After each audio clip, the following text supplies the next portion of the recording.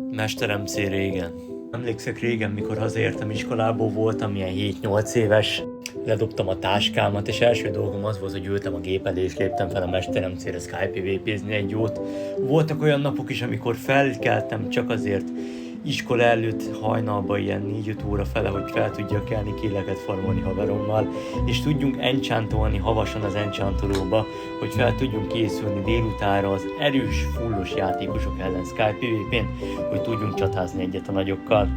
Nektek is megvan az az érzés, amikor még nem volt mentőrút, lehetett cuccot menteni, nem volt shulker, nem volt verzió update, csak te voltál, haverok, és a végtelen csaták, amit el tudtok képzelni. Elképesztő módon hiányzik, és hogyha rágondolok, még most is megkönnyezek egy kicsit.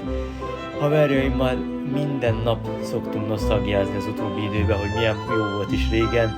Nézzük a régi live-okat Dávid bácsiról, UberX-ről, meg a sok régi játékosról, a tényleg az ilyen igazi veteránokról, és el szoktunk gondolkozni, hogy milyen jó lenne újra átélni ezt az egészet.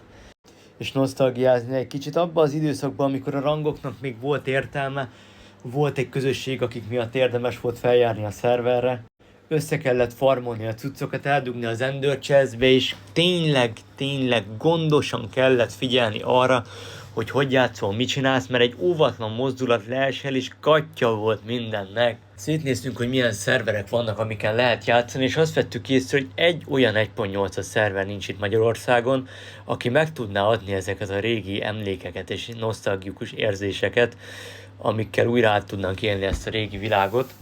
Ezért arra gondoltuk, hogy megalkotunk mi egy szervert, amivel átélhetjük azt, hogy milyen volt a Mesterem C régen.